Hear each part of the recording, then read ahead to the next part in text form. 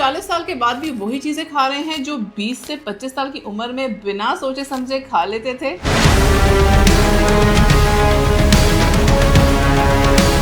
अगर हाँ, तो फिर ये समझना बहुत जरूरी है कि 40 साल के बाद बॉडी की न्यूट्रिशनल नीड्स आहिस्ता आहिस्ता बदलना शुरू हो जाती हैं। Metabolism, muscle mass, hormones, recovery और कोलेजन प्रोडक्शन में चेंजेस आते हैं।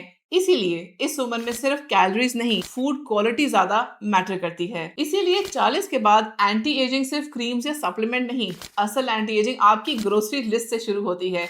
रिसर्च के मुताबिक protein, healthy fats, antioxidants, fibre, omega 3 और anti inflammatory foods healthy ageing की आम बुनियाद समझी जाते हैं। सबसे पहले बात करते हैं कोलेजन बूस्टिंग फूड्स की। अब जरा ये तस्वीर गौर से देखिए। ये वो फूड्स हैं जो कोलेजन को सपोर्ट करते हैं और स्किन के स्ट्रक्चर और मेंटेनेंस में अहम किरदार अदा करते हैं। 30 साल की उम्र के बाद कोलेजन का ब्रेकडाउन तेजी से होना शुरू हो जाता है, जिसकी वजह से wrinkles, dull skin, joint stiffness, hair weakness और स्लो रिकवरी आम हो जाते हैं। अंडों की सफेदी में मौजूद प्रोटीन और अमाइनो एसिड्स कोलेजन फॉर्मेशन को सपोर्ट करते हैं। फिश में मौजूद ओमेगा 3 और प्रोटीन स्किन और रिकवरी के लिए बहुत मुफीद हैं। यखनी में मौजूद कोलेजन और ग्लाइसिन जॉइंट्स और टिश्यू को रिपेयर करने में सपोर्ट करते हैं। पंपकिन सीड्स में मैग्नीशियम, जिंक और ट्रिप्टोफैन स्लीप और रिकवरी में मदद देते हैं। अब बात करते हैं हार्मोनल बैलेंस की। वो फूड्स जो hormonal stability, internal stress balance और ओवरऑल मेटाबॉलिक सपोर्ट में मददगार साबित होते हैं। इसीलिए 40 साल के बाद ये ग़िज़ाएं मजीद अहम हो जाती हैं। 40 साल के बाद ईस्ट्रोजन और प्रोजेस्टेरॉन और दीगर हार्मोन्स में तब्दीलियां आना शुरू हो जाती हैं, जिसकी वजह से fatigue, mood swings, belly fat, poor sleep और लो एनर्जी आम हो सकती है।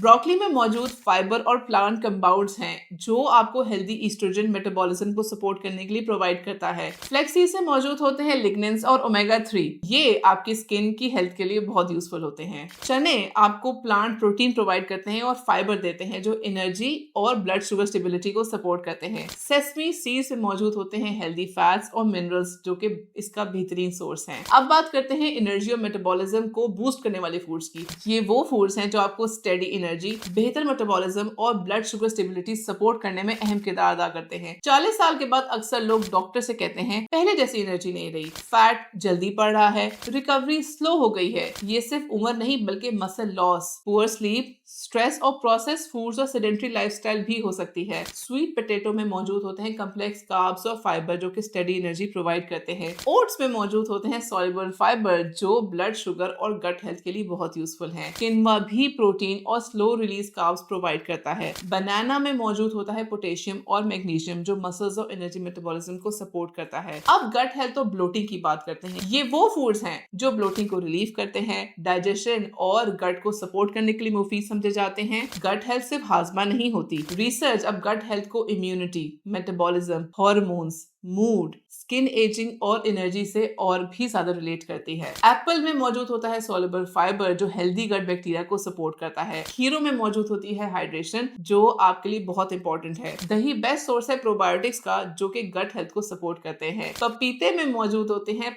पेपिन एंजाइम्स जो कि डाइजेशन को सपोर्ट करते हैं। और एक अहम बात, हर हेल्दी फूड हर इंसान के गट पर एक जैसा असर नहीं करता। कुछ लोगों में beans, dairy, broccoli, high fibre foods वक्ती तौर पर ब्लोटिंग ट्रिगर कर सकते हैं। इसीलिए प्रॉपर चूइंग, अच्छी तरह चबा के खाना, आराम से खाना, खाने के बाद जरा चहलकदमी करना, वॉक करना, मामूल की हाइड्रेशन और अच्छी नींद, स्ट्रेस मैनेजमेंट भी गट हेल्थ के लिए बहुत जरूरी है। हमारा असल मसला ये है कि हम 40 साल के बाद भी जिस्म को वो रॉ मटेरियल नहीं देते जिससे वो खुद को रिपेयर कर सके। सोचिए, समझिए और अमल कीजिए।